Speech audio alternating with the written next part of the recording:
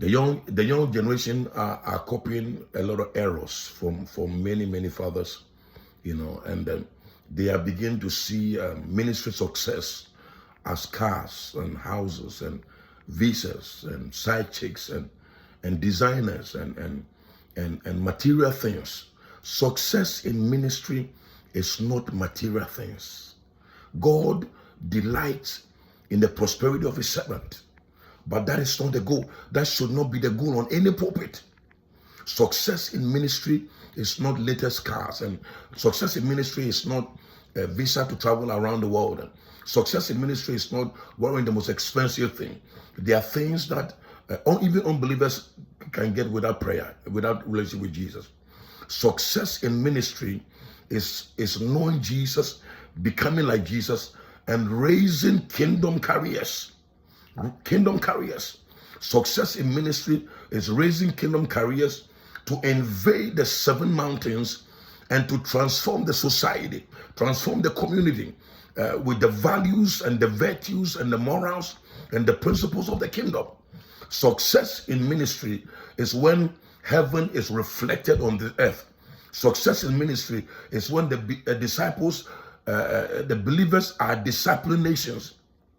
Success in ministry is when we are winning the lost and raising them as kingdom leaders. Success in ministry is when heaven reflects on this earth, the culture of heaven, the values of heaven, the morals of heaven, the systems of heaven reflect on this earth. Success in ministry is when we run darkness out of business. It's winning the lost and winning the systems. I want to say that again.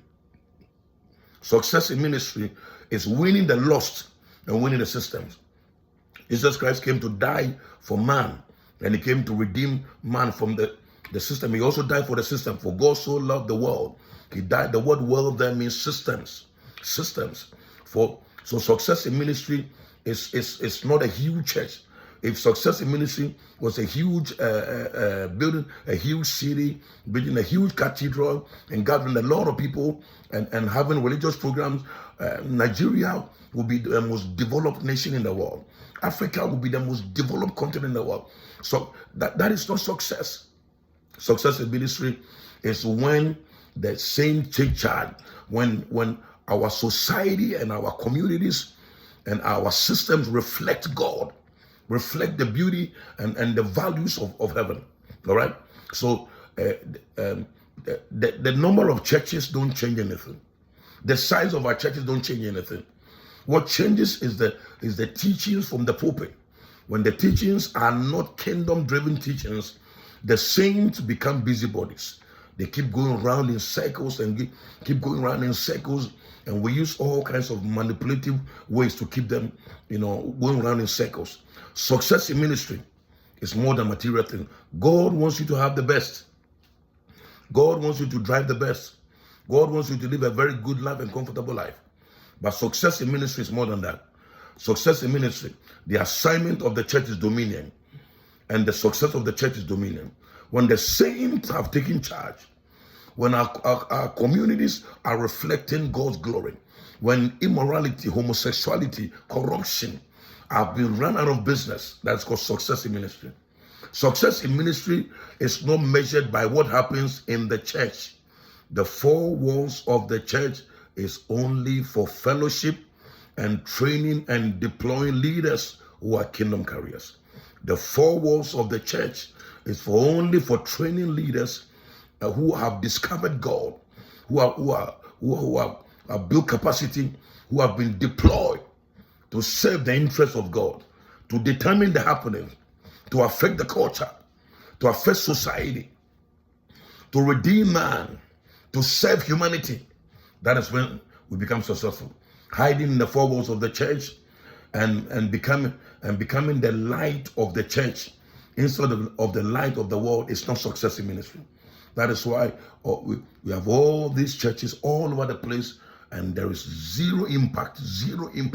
We have beautiful cathedrals, massive program, zero impact, no impact, because we have become the light of the church, the salt of the church, instead of the light of the world. It's light, the salt of the earth. Success in ministry is becoming a kingdom carrier. A lot of unbelievers are useful to God than a lot of believers. A lot of believers have been reduced through egocentric sermons to become need-driven, self-driven. You are not born again to live for yourself. You are born again to serve humanity. You are born again to make contribution. You are born again to be a difference maker. You are born again to be a breadwinner of a nation. You are born again to be an asset to generation. You are born again to win the lost and to serve your ministry to the world. About 85% of believers are not called to serve in the church. Only poor nations, only ordained people, everybody to become a pastor in the church. You can also do ministry by doing farming, by doing IT, not just to pay your bills, but to make contribution and to use that platform to impact your generation. God bless you. This is the Kingdom Apostle. I'll see you next time. Bye-bye.